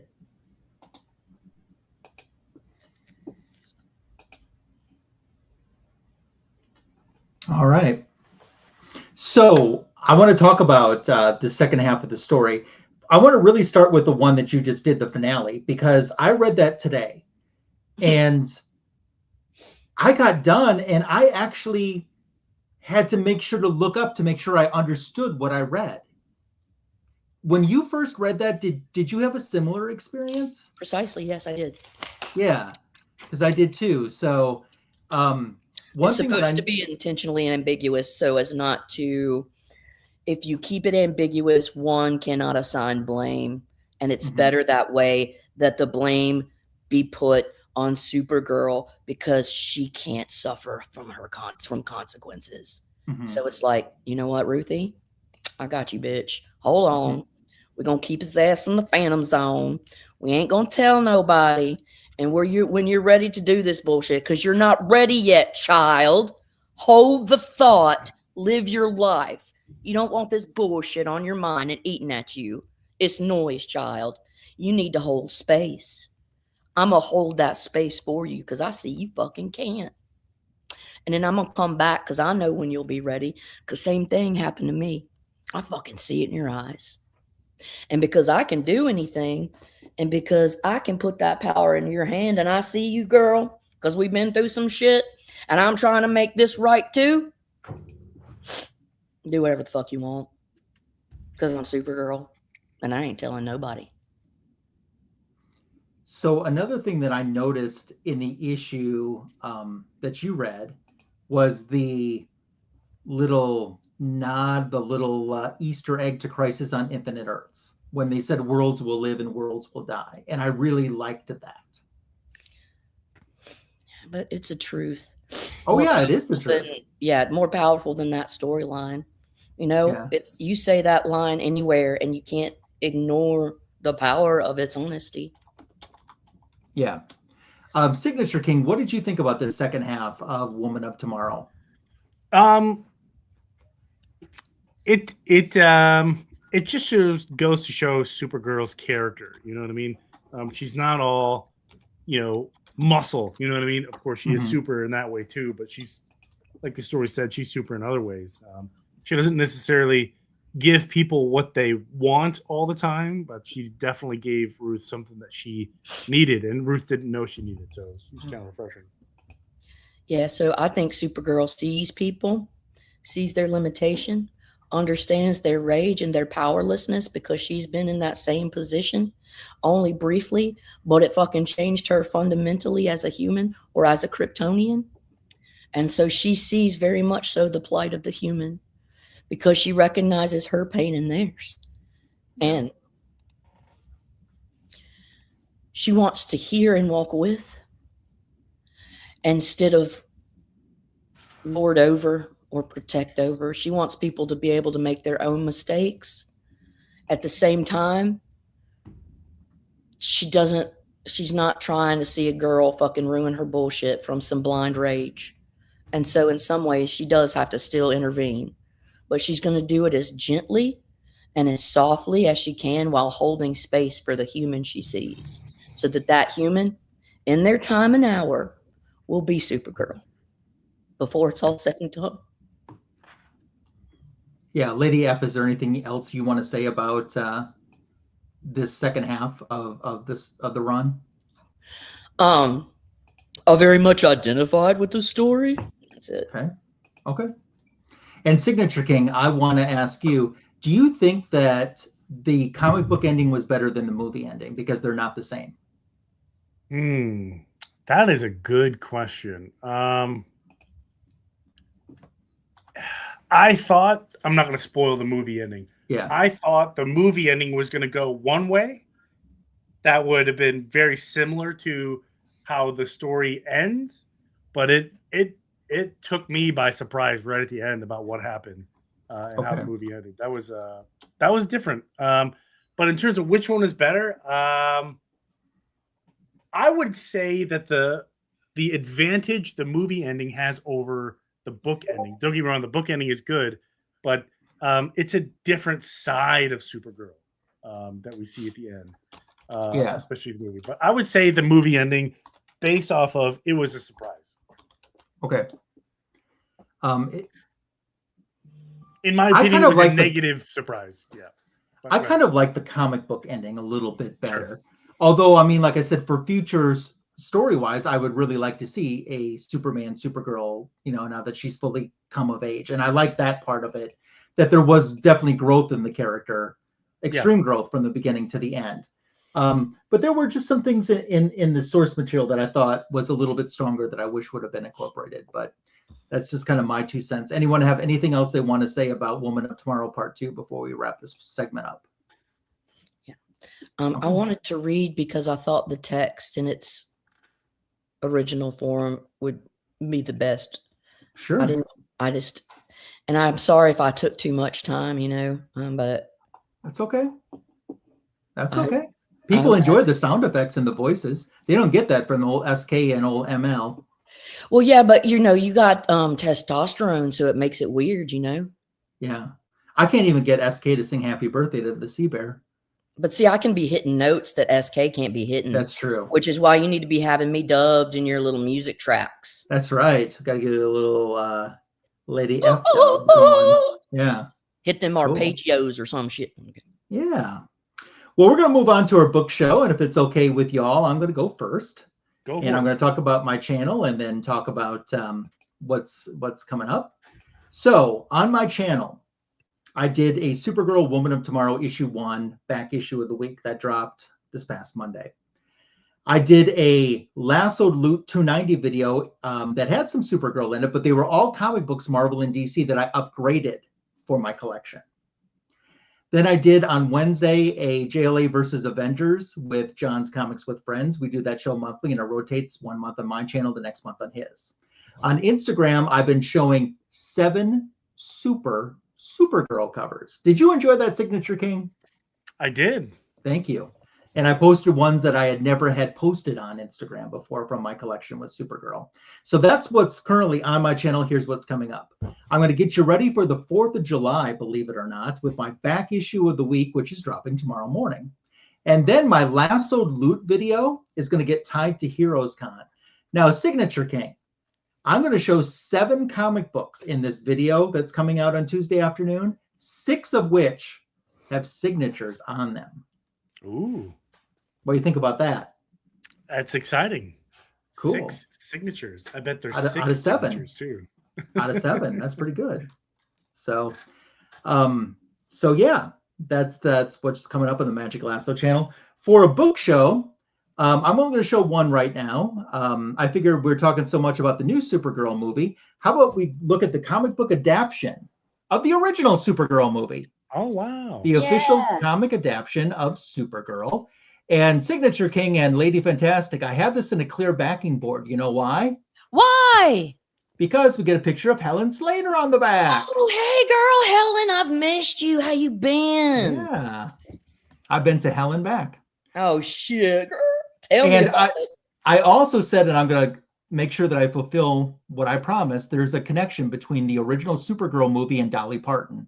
And I'm going to reveal that right now. So, in the movie Selena the Witch, she's got that assistant that's played by Brenda Vaccaro. Yeah. When the screenwriters wrote that, they envisioned Dolly Parton taking that role. Love it. So, Here for there it. you go. That would have been a bad cast. Yeah. I wish you would have. Do you think she would have taken the focus away from the plot? She could have. Yeah, that's possible. Yeah. She's got a couple focal points. Yeah, she does. So, Mr. Signature King, how many subscribers we up to now? Almost 21,000. Almost. Okay. This cracks me up. I'm here. I'm Team Tony. I want to say you go to the moon. Yeah. Get all of the numbers. It's been a wild tsunami surfing session, that's for sure. I don't know what it is, but had I knew what I was doing, I would have done it a long time ago. Mm-hmm. Hey, you know what it's called? It's called enjoying what you do. That's true. Just ride that wave, brother. You're doing I'll take something. it. Yeah, you're being take happy. it. You're being in your happy place. Yeah. Yeah. So for the book show, I got 2 books here. One of them is Supergirl themed. So here we have Supergirl Rebirth #1, signed by Steve Orlando. I love Steve Orlando. Nice guy. I love it. Next one, we were talking about Toxic Avenger, and I'll just show it. I don't think I've ever shown it before. Maybe I have. I don't recall. You got it signed. That's you. By the cats. The guy you were talking about. That guy that you knew. It's you. No, that's killer, dude. Yeah, signed it. In fact, I got this comic book signed at a horror movie festival 40 minutes away from here in Gettysburg. Dude, I love horror movies. Dude, this is my 3rd time going to this particular horror movie fest, and it was really cool. Every year they have really cool people there, people that I didn't know did conventions. In fact, the guy who played Toxic Avenger, like the Toxic Avenger, Mitch Cohen, has never done a signing before, and he did his very first one at this horror movie fest. And I was like, okay, yeah, I should probably get something. What's the name of that group that makes the Toxic Avenger stuff? Is there like a name, like a Toxic? Yeah, there is. In the life of me, I can't remember, but you're right, there is. It's called something. I'm not that hardcore. But the horror movie festival is called Creature Feature Weekend. Yeah. And you do that every year? Every year. It's been going on every year for 3 years. I've gone every single time. Okay. Very cool. Sounds good. And what's cool is I can bring my kids, and you would think, oh, who brings their kids to horror movie festival? But they have trick or treating for kids. They have door prizes for kids. So they try to make it. They try to make it, adult, for bloody gore movies, but they also try to make it, as kid friendly as humanly possible. Right. So. Look, you may be traumatized. Fucking eat this chocolate. It'll be fine. That's always fixed problems for me. Daddy loves right. you. Sorry. Lady F. First of all, I put a link for Lady F socials in the description for this video. So get you some more Lady F in your life by following and subscribing. Do you have any appearances or anything you want to promote before you show your book show portion?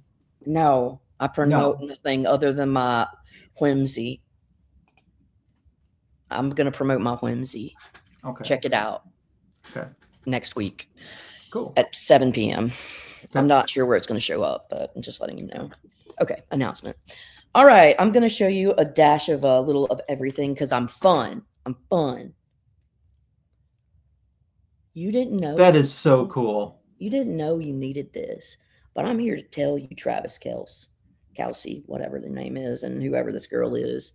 Is it probably a Gomez? I can't know. I don't know what the. Yeah, I don't know who that's supposed to be. I don't know who is this face. Anyways, there's a few people, but Taylor, you know, she's a fucking, excuse me, a cultural zeitgeist, and I need to respect the fact that that is the case. So, boom, dazzling. She's dazzling. Yep. I'm just the camp, the kitsch. I just gobble it up for dessert every day. Speaking of getting a good meal, you need your Yogi Bear. Okay? Your picnic basket. A picnic basket. Hey, boo boo. Oh, want a picnic basket? Nom nom nom nom nom. He's a very he's a healthy bear. He likes, you know, he's not into this heroin chic of Hollywood. He's here to bring back the sandwich. Mm-hmm. So, yeah. Okay. Good talk. And this, because we have been talking about Taylor. I'm not gonna lie. This what if 33. We're getting Dazzler as a Herald of Galactus. Yeah. It's very fun. Very excite. I like it. So yeah. And if you think you're gonna try and blame me for something, just heads up. Don't. Just don't do it ain't me. I need to get one of those. Just don't do it. You do. Yeah. Because Trina and the girls mm-hmm. are funny. Look at that, SK. There's some Mary Marvel on there. Yeah. And she's getting ready to old school. Yeah. Yeah. So just know that hell hath no fury, but it ain't us. Okay. I got this signed by Jeff DeCal at HeroesCon last year. What if magic became sorceress supreme? And this is I'm a fan of the what ifs because I'm very fantastical and I'm like, what if? And so they very much indulge my fancies. And he was a really cool dude, man. He was just a nice guy, just real humble. Yeah, and so it was nice. And then the people that write Santos Sisters, Greg and Fake, I also get their publication American Nature, and I signed up. They were doing signings for one. Oh, cool. And, yeah. Remark. Yeah, so he did a remark. It was just to get a signed one, but like they forgot mine. And so it was like a few weeks, and I'm like, hey guys, I was wondering if you were still gonna send that copy, and thank you, and you know, like kind of meekly. And they were really nice, really responsive, and sent one not just signed, but also double remark. Yeah, like a little. They're just like they're like Tony at a horror fest, and they're just riding it. Yeah, chilling, riding the waters of the excitement of gore. Okay, last one. And I just thought, I don't know too much about DC. Can you guys teach me? Would you guys SK, look who's on that cover. Yeah, Big Cheese himself. Yeah. Could you teach me who's who? And could you teach me who's that? Ooh. Nice Lin Win. Do you know who is that?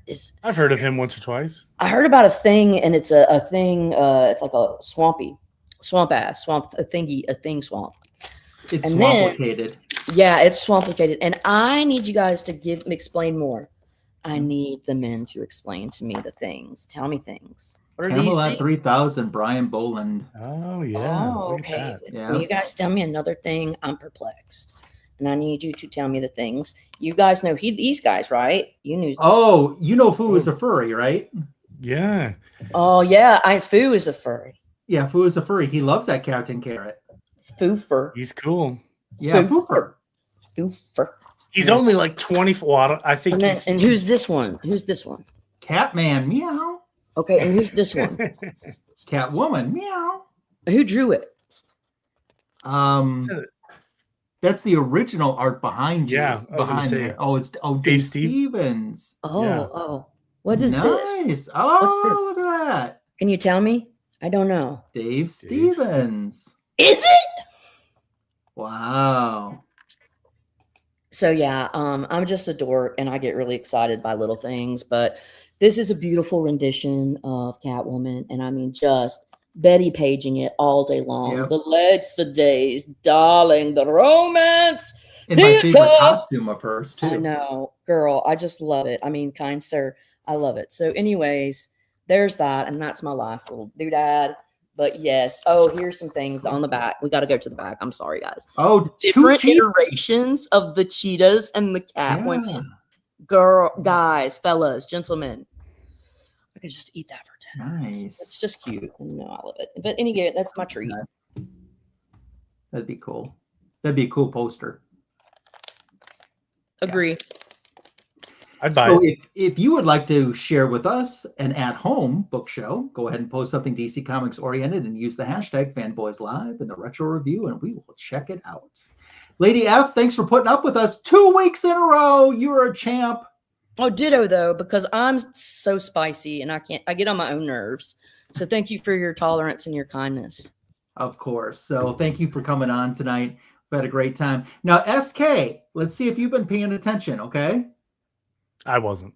What are we doing next week for the show? Oh, that's you, me, and Shebab. Yep. And what are we doing? What I month know is it going to be? I know her. We are doing some iteration of Justice League. I can't remember. For Justice League July. Justice League July, yeah. Yeah. And we're going to just ask her, because women know. Yeah. We're going to do the introduction of the Queen of Fables. Ooh. Justice League 47, 48, and 49 from the year 2000 is next week on Fanboys Live in the Retro Review, the greatest DC Comics show on YouTube. Thanks, everyone, for watching. If you watched in the rewind, thank you as well. Appreciate you and appreciate the great live chat. Hope you all have a happy, healthy, and successful week. See you later. Bye for meow.